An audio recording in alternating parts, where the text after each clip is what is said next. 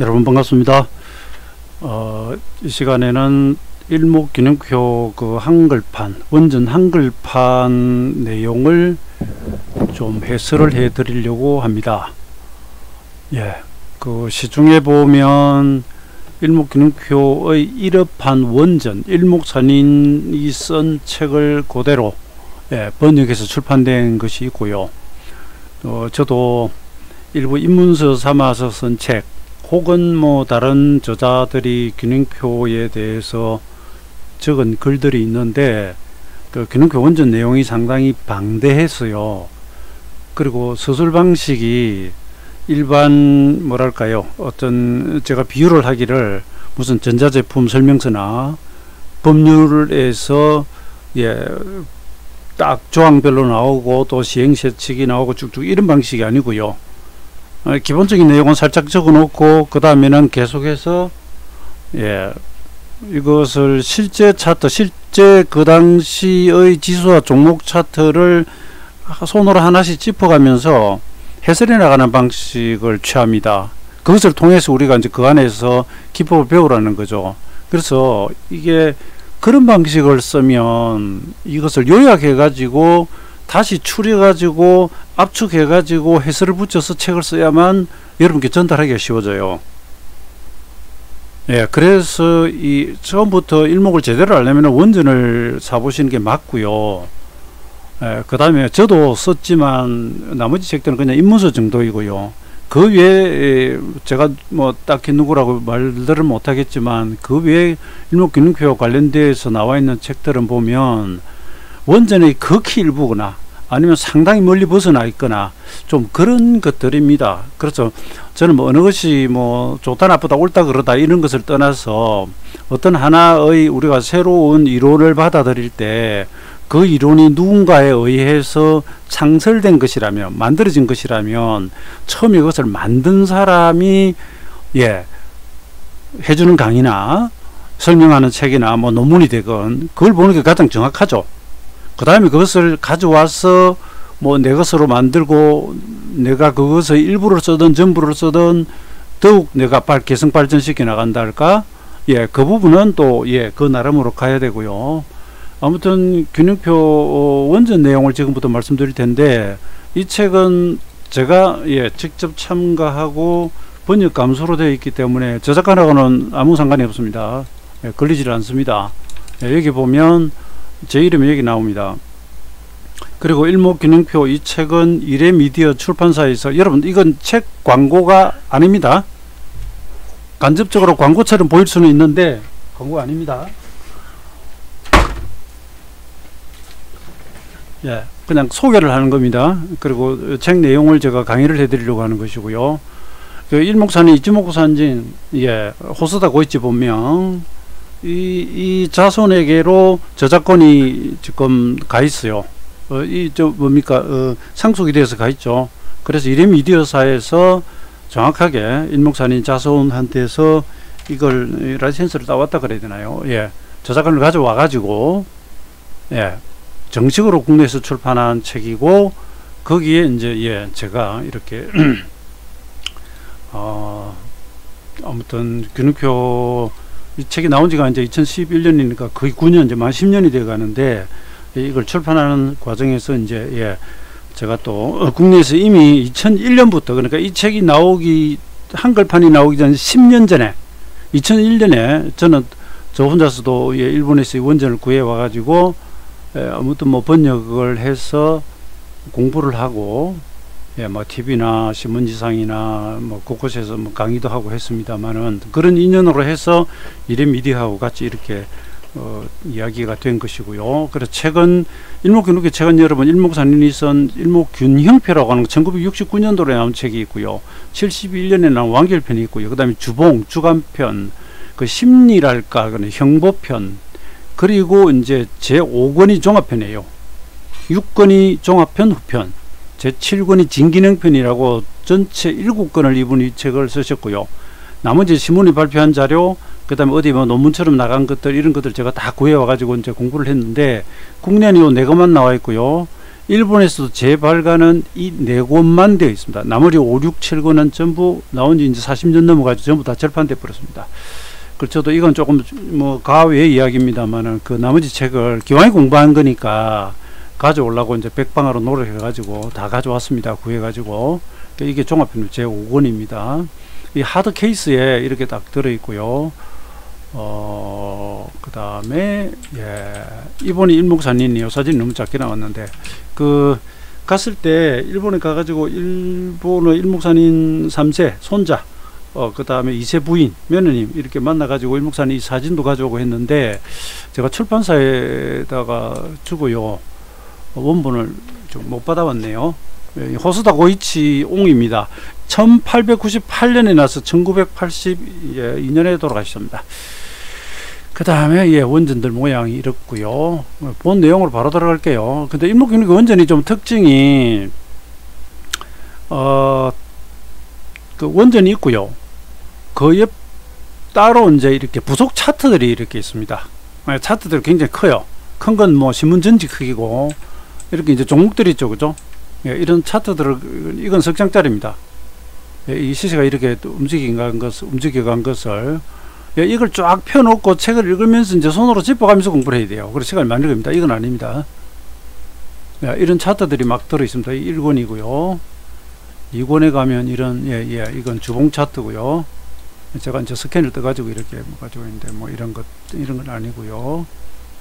예, 이런 차트들이 다 들어 있습니다. 그 다음에 3권에 가면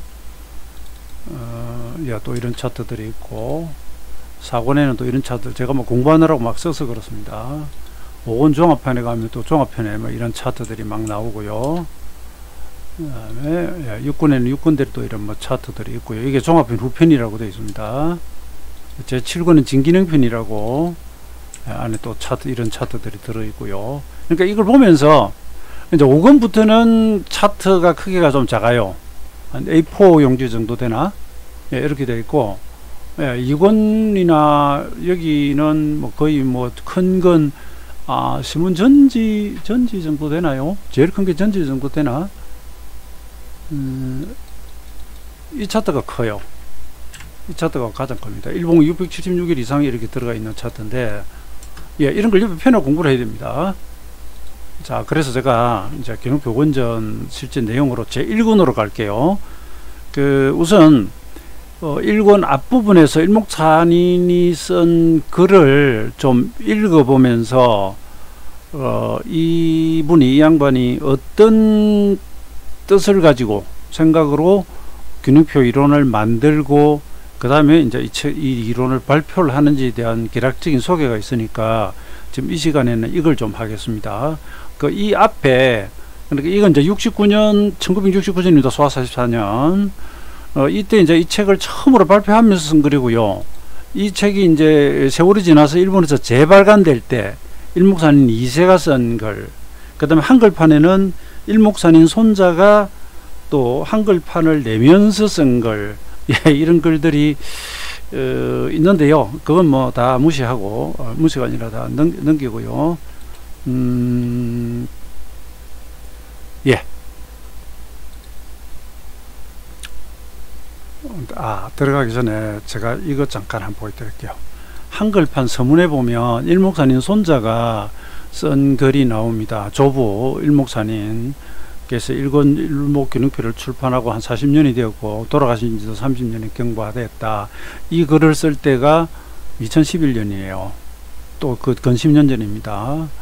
일목산인 2세도 준비만 하다가 세상 떠나고요. 그 다음 2010년 9월 손자인 내가 일목산인 3세를 개성을 했다. 쭉 그리고요. 그 다음 2세도 그런 이야기를 적지만 3세도 일목균형표가 일목산인이 만든 의도와 좀 다르게 막 이렇게 돌아다니는 것에 대해서 좀 봉가로서 좀 안타까워하는 이런 부분들이 조금 있습니다. 그 다음에 한국에서 이레미디어에서 외국 출판으로는 그러니까 1회 이외의 출판물로는 이제 뭐 제대로 된 건 처음이죠. 제가 영문판 일목균형표를 가지고 있는데 그건 책이 아주 얇아요. 그것도 역시나 그냥 기초적인 내용만 적어놓은 겁니다. 제가 2003년 7월에 정확히는 8일입니다. 제가 일본을 갔었거든요. 2001년에 제가 원전을 가져와서 공부를 하고 2003년 7월에 일목산인 본가하고 접촉이 돼 가지고 제가 일목산인 산소에 성묘를 갑니다. 성묘를. 예, 제가 일본의 친지도를 만들고 이것이 이제 서문에 나옵니다. 서문에 나오고요. 그 다음에 자 여기로 갈게요. 지금 보시는 자료는 그 한글판 출판되기 전에, 그러니까 한글판 출판할 때는 좀 더 이제 좀 번역을 또 했고요. 되기 전에 제가 이게 세 번째 버전이에요. 그러니까 제가 일목교육원 원전을 처음 가져와가지고 번역을 하려고 하니까 번역비가 너무 많이 드는 거예요. 뭐 아시는 분 아십니다만 전문 번역가한테 맡기면 이 줄 크기, 글자 크기까지 딱 해가지고요. 아래 한글 A4 용지 한 장에 5,000원, 10,000원 이럽니다. 너무 많이 드는 거예요. 그래서 제가 일어를 아는 아르바이트생들 한 3명 정도를 이래가지고 나누어가지고 동시에 책이 4권이니까 번역을 시키고 그 다음에 또 일어 전공자 또 이러잖아요. 그러니까 이것이 세 번째 버전이에요. 제가 일목교육원 원전 강의를 할 때 교재로 이 책들을 드렸는데 그걸 처음에 강의 신청하신 분들은 계속 번역을 새로 할 때마다 제가 책을 바꿔드렸어요. 그래서 이 내용 다음에 지금 한글판 나와 있는 건 저 입장에서는 4번째 버전이라고 생각하시면 돼요. 출판을 하기까지는 좀 더 이제 번역의 질이 높아졌겠죠. 자, 앞에 서문이 길었는데 우선 이 시간까지는 일목산인 머리말까지 한번 가볼게요. 소화 44년, 이거 서기는 한 25로 다하면 됩니다. 69년 8월 25일에 이제 머리말을 씁니다. 이 균형표는 내가 미약고 그래서 도신문사입니다. 우리는 여러분 뭐 서울특별시 뭐 그다음 부산 아니 넘어갑시다. 동경도거든요. 동경도. 그러니까 도신문사, 미야코 신문사 시향부부장으로 있다. 이게 나중에 이제 동경신문으로 이름이 바뀝니다. 지금도 이제 있습니다. 시황부부장이라고 되어 있는데 추측건데 우리식으로 하면은 이제 정권 담당 부장? 신문사에 가면 뭐 사회부, 뭐 정치부 뭐 이런 식으로 막 있잖아요. 그죠? 근데 여기는 계속 근무하나 봐요. 이렇게 순환 로테이션을 안 하고 시장부 부장으로 있으면서, 그런데 이게 30대 중반입니다. 시세 변동의 진수를 파악해서 지민을 꾸미고 싶다 생각. 여기서 지민을 꾸민다는 거는 그러니까 우리는 지금 정권사들이 발간하는 뭐 일보나 주보, 월간 이런 자료들을 보고 있잖아요. 그런데 이 당시에는 아마 그런 건 별로 없었던 것 같기도 하고요. 그 다음에 신문사에서 지금 우리나라 신문사의 대부분은 기자들이 전문성이 솔직히 떨어지죠. 왜냐? 부서를 계속 이렇게 바꿔가면서 근무를 하기 때문에 대부분 정권사 리서치센터 같은 데 자료를 받아가 취합해서 내보내는 게 거의 대부분이에요. 적어도 시장에 대한 시황이나 이런 것은.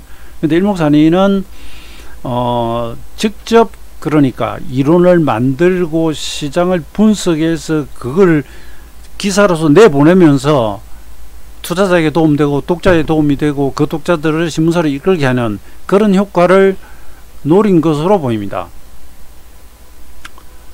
사설연구, 그런데 그걸 자기가 돈을 들여가지고 사설연구소를 만들어가지고 해요.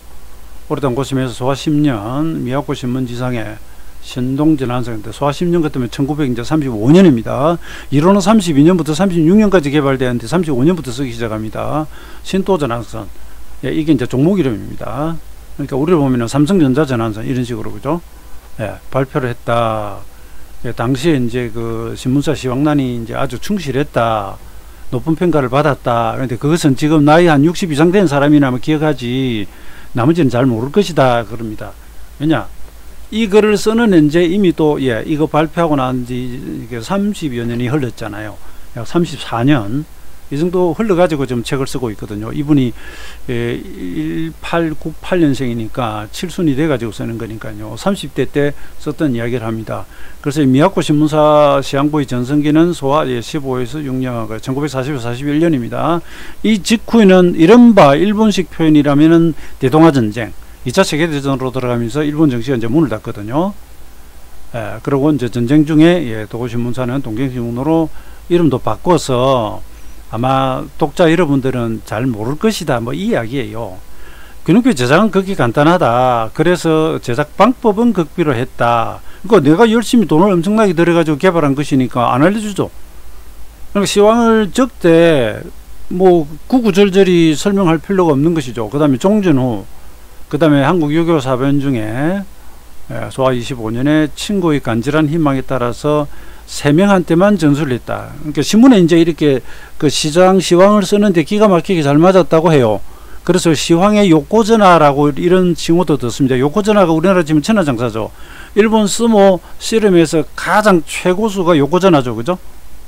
그러니까 이제 와가지고 이제 좀 그걸 좀 제발 알려달라 그러니까 이 3명한테만 10년 동안 이상 공개 안 할게 하면서 뭐 좀 사례금을 크게 받고 공개했는데, 이제 그러고 나서 20년 이상 지났으니까 그 사람들한테 그래도 양해를 얻고 이제 일반에 공개한다 이겁니다. 그러니까 여러분, 일목균형표를 뭐 신비화할 것까지는 없고요.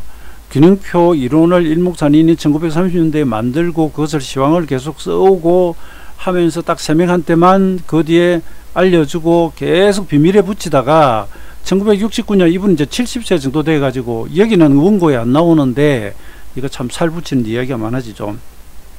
여러분 그냥 몇 줄 읽는 거하고 제가 아는 내용을 살을 붙이기 시작하면 이게 분량이 엄청나게 길어집니다. 그래서 제가 원전 강의 전문반 원전 강의 보면 강의 파일이 엄청나게 많아요. 한 49강 이렇게 넘어갑니다. 50분짜리 거의 1시간짜리 강의가. 이야기가 또 꺼내졌다. 당시 이제 설명했던 원고도 정리하고 이래가지고 이 글을 쓴다 이럽니다. 좀 서문이 길죠. 그래도 그냥 한번 보세요. 뭐 이럴 때 한번 균형표가 어떻게 됐는지 보면 또 나름대로 재밌지 않습니까? 또 조금 넘어가고요. 그 다음에 이제 차트는 전부 새로운 것이다는 이야기는 무슨 말이냐면 69년도 현재 이 책을 쓰면서 30년 전 차트를 가져올 수는 없잖아요. 그러니까 제가 실전편 책을 썼는데 이게 몇 년이야?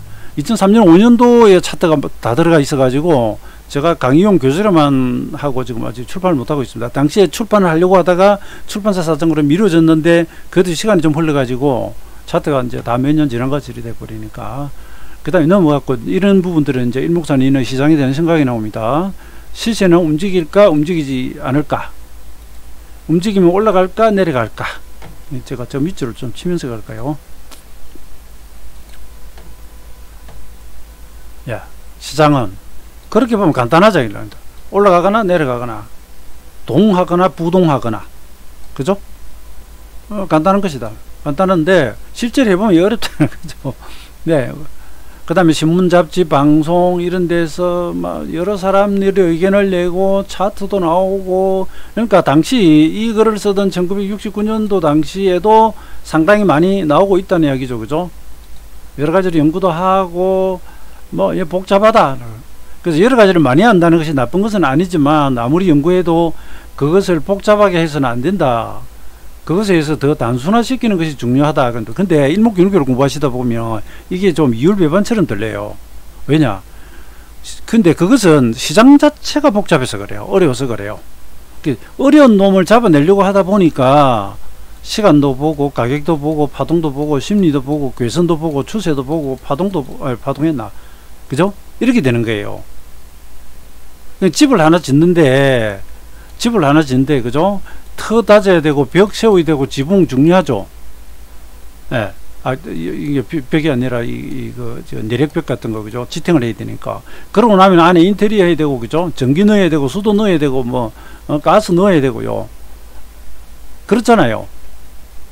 근데 한 가지 기술을 가지고 집을 못 짓죠. 시장은 이렇게 복잡하다는 겁니다. 그런데 또 너무 그러니까 그 분석 방법 이런 것들이 복잡하면 안 되고 단순화해야 된다. 이게 정말 어려운 겁니다. 단순화한다는 것이. 어쨌든 뭐 그대로 읽어봅시다. 그러니까 균형표는 단순화되어 있다. 근데 저는 이걸 또 다르게 봤던 부분은, 이런 균형표라고 하는 차트 같은 것도 없을 때는 그냥 신문에서 그냥 종가 있지 않습니까? 종목별로 쭉 종가 나오거든요. 그걸 공책에 써가지고 뭔가 분석을 하든지 본인이 뭐 다른, 그죠? 사케다 방법의 차트를 그리거나 이렇게 했어야 된단 말입니다. 근데 균형표가 차트가 나오면서 전환선, 기준선, 후행서평, 구름 이런 걸 하니까 우선 시장의 균형이 한눈에 들어오는 거죠. 그래서 또 단순하다는 이야기도 됩니다. 그러니까 복잡하게 말로 설명하거나 이렇게 보다는 그림 한 장으로 딱 내놓고, 그죠? 예, 제가 약도 이야기를 했죠. 어디 가는 길을 가르쳐 주는데 약도를 그리면 가장 간단하죠. 예, 여기까지는 일단 그런 의미 정도로 보면 되겠고요. 그 다음에 우리가 시세를 대하는데 뭐가 필요할까? 어떤 종목을 언제 얼마에 살까 팔까, 이게 가장 중요하지 않느냐, 그런 이야기고요. 좀 넘어갈게요. 이게 좀 균형표와 스패는 확실히 이것이라고 결정을 해준다.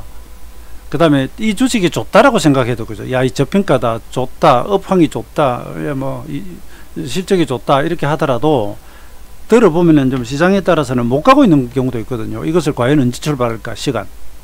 이것도 쉬운 건 아니지만 이 순서가 잘못돼 버리면 회전이 먹혀 들지 않는다 그렇습니다. 그러니까 진입 시점이 잘못되면 아무리 좋은 종목도, 그죠? 그런 게 있잖아요. 예를 들어서 올해구나. 올해 1월에서 3월장을 생각하면 아주 좋은 종목이라고 샀는데 내가 1월, 2월 상토에 산 거예요. 3월달 폭락했다가 결국 지금 전부 역사상 신고가 오긴 했지만 그 시점을 잘못 잡으면 회전, 이게 안 먹혀 든다. 근데 이게 정확하게 이렇게 뭔가 사이클이 맞아 들어간다면은, 예, 가급적 주가의 바닥에, 지수의 바닥에, 시장 바닥에 사서 내가 샀더니 또 쭉 올라가고요. 빠져나오고 난 뒤 쉬고 또 쭉 가고, 그러면 이제 정박자로 가죠. 그죠? 안 그러고 잘못 들어가 버리면 엄청 고생하죠. 엄청 고생하죠. 그 다음에 균형표는 드디어 출발한다라고 시기를 가르쳐 준다. 이게 이제 일목의 시간론입니다. 시간론. 야, 시간론. 아니면 이제 뭡니까, 스핀 같은 걸 가지고 그렇게 또 볼 수도 있고요. 신문 잡지 같은 거 보면은 뭐 눌림목 매수, 되돌림의 뭐 반등의 매도, 이런 이야기가 나오는데 이건 이제 추상적이다, 그런 이야기가 있고. 넘어가고요. 내가 종전 이후에, 그 전에는 제가 한자로 읽으면은 상모태랑이라고, 타로라고 이렇게 필명을 가지고 있다가, 본명은 호수다 고이치고요. 세전 세전 51이라고, 예, 이 세전 호수다는 이제 성이죠, 그죠? 51 이거는 대개 첫째 아들이 일자를 붙입니다. 일랑, 이랑 이렇게 나오고요. 그 다음에, 예. 그러다 일목산인으로 필명을 바꿨다. 산인은 주로 이제 스님이나 이런 사람들이 쓴다 그래요. 일목은 이제 한눈에 본다. 일목이 요전하다 그러죠. 그런 뜻에서 이라고. 이분이 독실한 불교도인이거든요. 예. 그래서 이제 산인을 필명 썼다. 그래서 시세의 귀추는 일목요연하다. 귀추는 그런 뜻에서 붙인 것이고요. 그 다음에 넘어가고, 이게 쭉 넘어가고요. 그 다음에 여기까지 하고 차트를 좀 할게요. 지금 몇 분 지났을까요? 벌써 시간 제법됐는데, 이 책은 내가 시장을 마스터하기 위해서 단연간 연구하고 실험해 온 것 중에서 이것만 알고 있으면 충분하다라고 단언할 수 있는 일목균형표라고 일컬어지는 것을 발표하기 위해서 이 책을 쓴다. 균형표 자체는 간단하다. 독자들이 한번 읽고 이렇게 간단한 것이 좋을까라는 의문을 가지거나 가볍게 생각은 하지 않도록 미리 좀 알아둬야 할 내용을 적겠다 그럽니다. 균형표 딱 지금부터는 이제 그냥 차트가 나와요. 이 자체는 어찌 보면 좀 간단할 수 있거든요. 예, 간단할 수 있는데 뒤로 갈수록 이제 어려워지지만 가볍게 생각하지 않도록 그럽니다. 그 다음에 자, 여기서부터 이제 균형표가 만드는 역사가 나오는데, 여기에 대한 내용은 이 뒤에 다른 책에 가면 더 좀 자세한 게 나오긴 하지만, 소화 7년에 1932년에 도시문사의 재직 중에, 그럼 이분이 나이가 1898년생이니까 만으로 뭐 한 34세, 우리나라에 30한 5, 6세, 30대 중후반에 도시문사 재직하면서 연구소를 자기 돈으로 창설을 합니다. 이분은 그 부친하고 사이가 조금 안 좋았나 봐요. 고향을 떠나가지고 공부하러 갔는지 어디를 갔는데 돈을 많이 가지면 게을러질 거라고 돈을 얼마 안 줘요. 그래가지고 좀 이렇게 좀 자기가 그때 뭐 어린 나이고 하니까 많이 돌아졌었나 봐요. 그래서 그 책에 보면 그런 이야기가 나옵니다. 그 부친이 돌아가시고 상속을 받지 않았다 그러고, 자기는 이러기 전에 부자라고 이야기 들어보셨습니까 혹시? 이게 한방 재료로도 쓰는가 그럴 거예요. 그 투자로 돈을 많이 벌었다 그래요. 그래서 이 연구소 만들어 가지고, 물론 이제 주식 투자 하는데 7명의 직원을 채용을 해요. 이게 여러분 신문사의 지원을 받는 게 아니고요. 자비로 연구소를 만들고요. 그 다음에 이제 이런 이야기 나옵니다. 가장 곤란을 겪은 것은 일수를 취하는 것이다 그랬거든요. 일목균인표 시간론.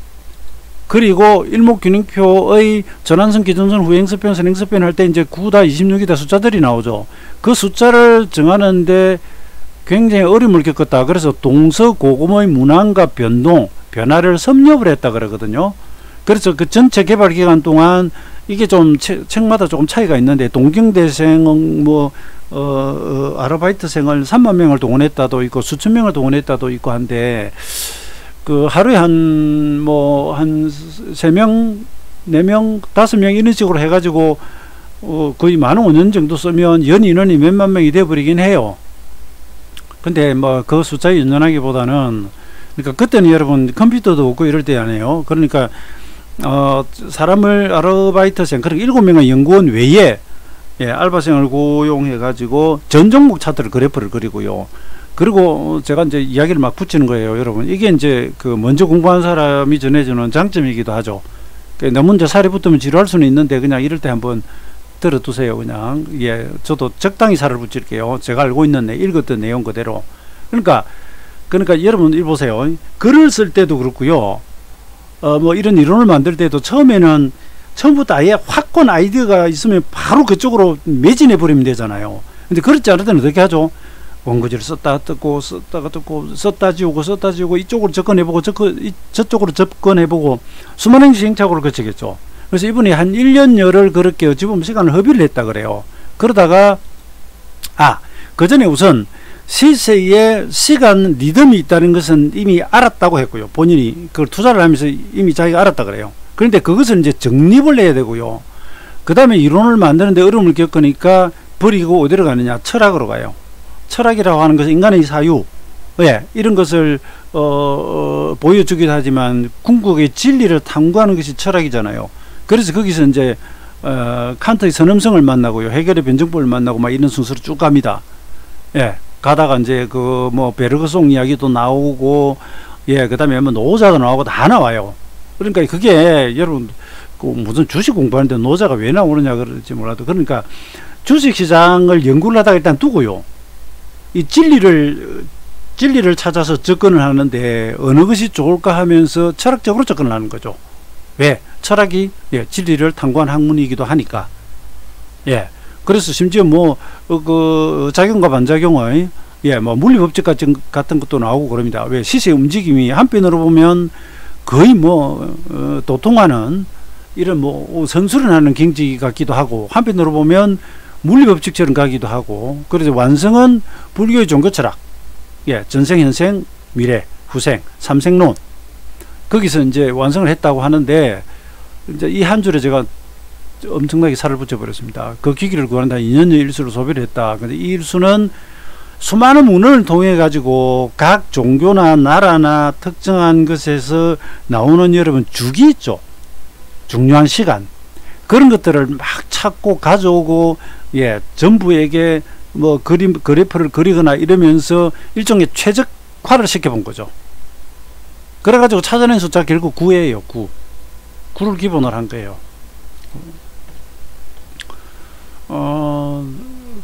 그래서 1936년 26 사건, 이건 이제 그 존황 토막의 일본의 친위 쿠데타입니다. 그것까지 이야기하면 길고요. 이 사례는 직후에 일단 완성을 했고요. 신문의 발표는 35년부터 합니다. 얼추 이제 모양이 나왔기 때문에.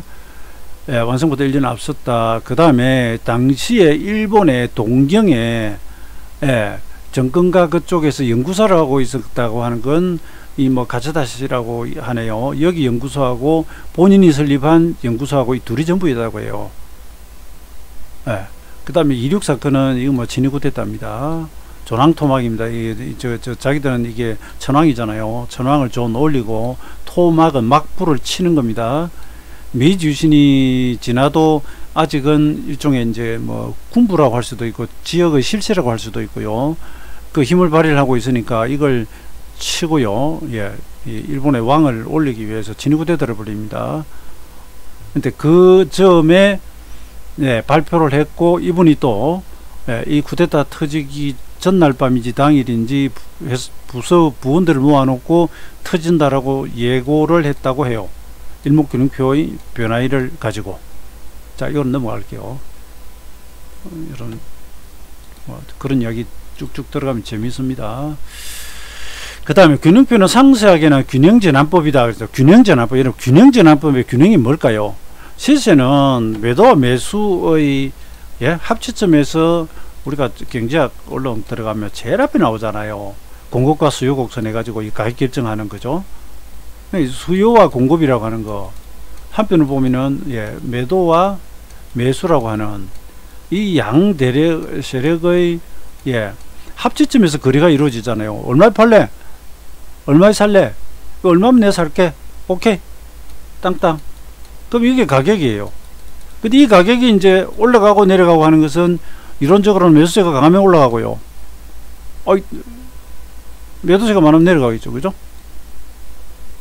그러니까 가격이라고 하는 결정되는 지점 자체가 일종의 균형점이에요. 균형점. 그런 의미에서 균형점이기도 하고요. 그리고 시세가 뭐 단기와 약간의 중기의 균형점이 있다고 할 때 단기가 위에 있으면 매수, 뭐 아래에 있으면 매도 이런 식의 어떤 거라든지 그 다음 우리가 이평선을 머릿속에 떠올려 보시면 완전 정별에서 시세가 위에 있으면 정별 상승 국면이죠. 그죠? 되게 역별로 떨어지고 밑에 있으면 하락 국면과 같은 이것도 하나의 균형을 보여주잖아요. 여기서 균형이라는 것은 조금은 포괄적이고 중의적이고 뭐 함의가 좀 있는 그런 이야기입니다. 균형 전환법이다. 그래서 그 균형이 전환된다라고 하는 것은 추세가 뒤집힌다는 이야기예요. 추세가 뒤집히면 그 자리가 바닥이거나 상투가 되는 거죠. 물론 뭐 중간 바닥도 있겠지만 요런 거. 그리고 터닝 포인트도 그거죠. 돌아서잖아요. 스팬 뭐 이런 이야기 나오고요. 그 당시 대표 종목이던 신동이라는 종목을 매주 걸리고 유망 종목을 도표해서 발표를 했다. 이 내용이 너무 긴데요. 한번 자르고 해야 되겠는데. 그 제가 원전 강의하는 분량이 엄청나게 많은 이유가 뭐 이 정도 수준이기도 하고 아니기도 하면서 이렇게 부속 설명을 하면서 나중에 이제 차트 해설을 상세하게 해드려요. 그래서 분량이 엄청나게 많은 겁니다. 분량이 엄청나게. 저는 이미 이제 이 길을 오래전에 갔었으니까 그러면 여기서 한번 끊고 갈게요. 여기까지 일목사님이 이제 그 뭡니까 균형전환법이라고 했고 요 맞아 몇 줄 안 남았네요. 요거다. 시장은 이제 간단 명료해야 된다는 그 이야기. 그 다음에 적석에서 쓸 수 있어야 된다 뭐 그런 거. 그 다음에 아는 게 비용 이거 너무 많이 알아도 곤란하다 이런 거. 그 다음에 이런 수급에 대한 이야기 나옵니다. 수급이다 뭐 거래 신용장고 이런 거 다 필요해서 무시하거나 경시해서 안 되지만 그것도 주가와의 관계에서 뭔가 우리가 뭐 중시하거나 이렇게 되는 것이고요. 뉴스도 제가 그랬죠. 주가의 관계에서 재해석되기도 한다 이런 이야기를 썼습니다. 그러니까 시장은 오르거나 내리거나 우리는 사거나 팔거나 두 가지 길밖에 없다. 사실은 너무 고민하지 말라 그러는데 그냥 하나의 그냥 뭐라 그럴까요? 뭐 비유라 그럴까? 뭐 화두처럼 던지는 거라고 생각하고요. 여기서 중요한 거 하나가 있어요. 주가 현재성. 일반인은 주가 그 자체의 현재 상태를 알아라는 이야기합니다. 현재 상태를.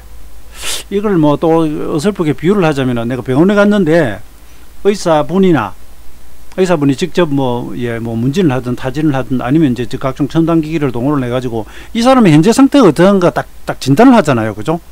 그러면서 이제 가족력이 어떤지 뭐 예를 들어서 어떻게 살아왔는지 아니면 최근에 어떤 증상들이 있었는지를 뭐 듣거나 그렇게 하겠죠. 그죠? 그러니까 이게 저는 의료 전문가가 아닌데 그냥 우리가 접해보기는 대체 그렇게 하잖아요. 그러니까 일목사님 이번에 주가 현재성이라고 하는 건 너 지금 현재 주가가 어떻게 하고 있느냐는 거예요. 네가 좀 오르고 있냐 내리고 있냐 어느 선 위에 있냐 아래에 있냐 그 다음에 또 한 가지 역별에 있냐 정별에 있냐 딛고 있냐 그죠? 이 주가 자체를 보라는 이야기예요. 우선은 제가 이제 이 배일 이야기를 했지만 가장 중요한 건 주가예요. 그래서 제 사관에 가서 행보론 가면 아무 보조지표 개선이 없습니다. 이것만 보고 매매를 해요. 그럼 좀 생소하죠. 그죠? 그냥 이것만 가지고 매매를 해요. 그 주가 현재성을 본다니까요. 주가 현재성을 보는데 며칠 빠졌냐? 전에는 며칠 빠지더라? 어느 위치에 있느냐? 그 다음에 음봉이 몇 개냐, 양봉이 몇 개냐, 과열이냐, 과락이냐, 목표치 달성했냐, 안 했냐, 파동이 몇 개짜냐, 현 주소를 파악하는 거예요. 주가 현재성을 파악하는 거예요. 주가 현재성. 또 다르게 이야기하면 아무리 좋은 회사를 하더라도 장기적인 측면에서는 저평가되어 있으면 사서 묻어두면 수익이 나요. 그건 뭐 거의 만고불변이 거의 진리고요. 거의 진리입니다. 다만 언제 가느냐 그게 문제지. 그런데 어떤 국면을 놓고 보면 좋긴 좋은데 다른 거 다 가는데 안 가는 주식 있잖아요. 그랬을 경우에 저평가인 거 안다고요. 자산 가치 엄청나고 좋은데 지금 안 가는 걸 어떻게 해요?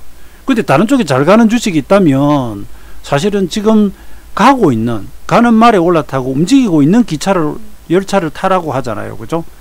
그거와도 똑같습니다. 그 다음에 현재 주가 그 자신이 가지고 있는 힘, 예, 이걸 이야기합니다. 그리고 매도와 매수 누가 이기고 지고 있느냐, 그 다음에 이런 거 있습니다. 이분이 이제 유명하니까 시세가 조금 이상한 움직임이 있으면 전화가 옵니다. 시세가 어떻게 되겠습니까? 물어봐요. 그럼 이분은 보세요. 일본의 제왕이 요고전하고 이 책을 썼다는 부분조차도 앞일은 모른다라고 그래 봅니다. 앞일은 모릅니다. 오직 모를 뿐, 숭산 스님이 하셨던 오직 모를 뿐. 에? 그러나 현재 시세는 이러하다.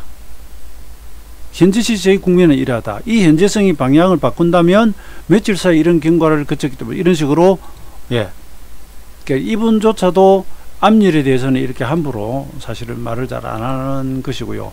여기서 제가 이제 더 부연 설명드리면 저도 그렇고 계속해서 저하고 접촉하면서, 그러니까 시황이나 종목에 대한 AS가 가능한 경우가 있잖아요.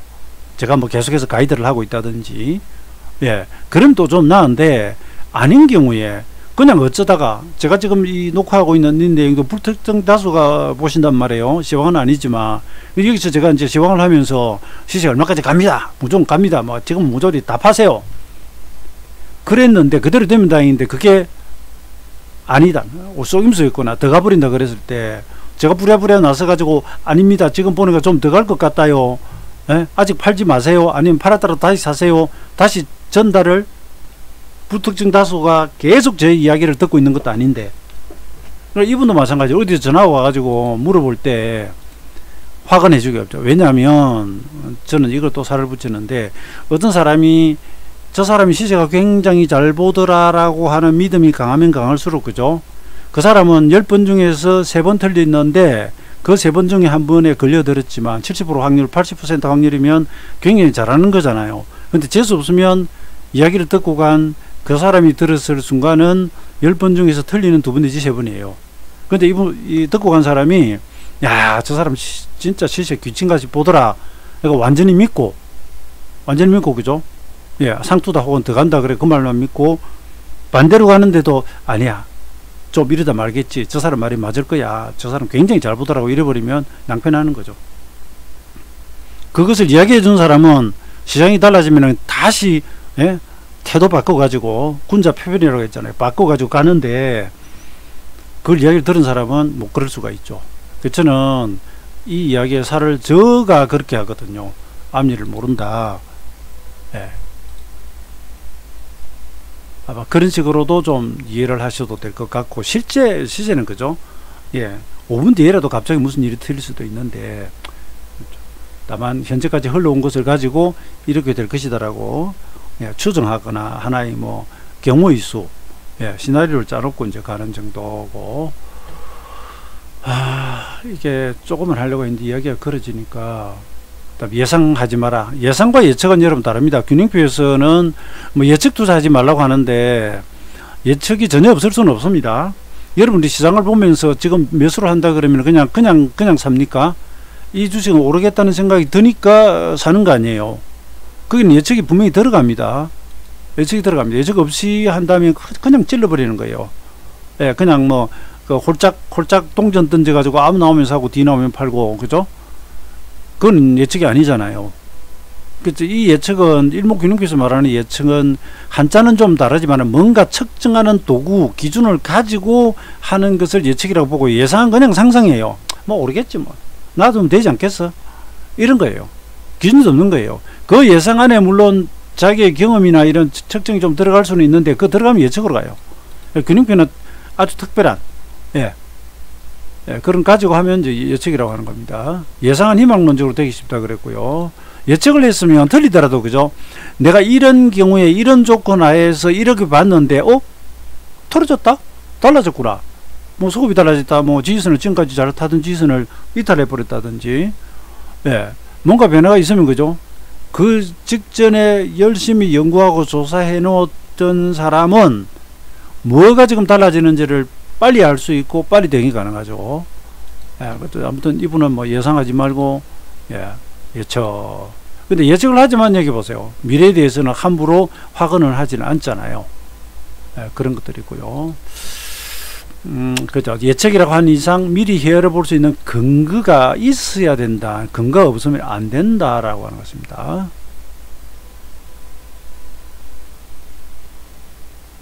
그 다음에 이분이 이제 마지막으로 여기까지만 하고 다음 시간으로 갈게요. 그 오랫동안 연구를 했으니 그 쌓인 자료가 얼마나 많겠습니까? 예. 그래서 본인이 그랬어요. 이 시장을 연구하면서 쌓아놓은 자료들을 모으면 브리테니크 백과사전처럼 된다고 했어요. 그걸 제시해봐야 오히려 도움이 안 되니 나는 추려가지고 꼭 필요한 것만 이야기를 하겠다. 이래 했는데도 1군을 쓰고 2군을 쓰고 3군을 쓰고 7군까지 갑니다. 예. 자, 여러분, 여기까지 하겠습니다. 오늘은 일목균형표 원전 한글판 저다직강 1권의 앞부분을 조금 설명을 드렸습니다. 이걸 제가 계속할 수는 없고요. 이런 기회에 균형표 원전을 전혀 접하지 않으셨던 분들은 도대체 일목균형표 원전은 어떤 모습을 하고 있고 일목산인이 어떤 이야기를 했던지에 대한, 예, 입구 부분이라도 보시라는 것이고, 그 다음에 제가 다음에 시간 되면은 굉장히 많은 기법이 들어있는 2권에서의 종합균형표를 한번 말씀을 드리려고 합니다. 이거 차트만 제가 말씀드리는 대로 마스터해도 균형표의 굉장히 중요한 이론이 여기 거의 다 들어가 있습니다. 물론 이 뒤에 나오는 형보나 주간표는 여기는 안 들어있지만 일목균형표 제2권의 제목이 완결편인 것은 이유가 있어요. 일목사는 이분이 당시 기준으로는 요까지만 익혀도 시장은 충분히 다 될 거라고 보고 내놨던 게 완결편이에요. 근데 주간편이나 이런 것들은 당시 이제 차트를 계속 매일 그리기가 힘들다 그러니까 그러면 주봉으로 그려봐라. 그 다음에 조금 급변동하는 종목은 행분으로 잡아봐라. 이렇게 새로운 기법들을 자꾸 내놓은 겁니다. 자, 여기까지 하겠습니다. 감사합니다.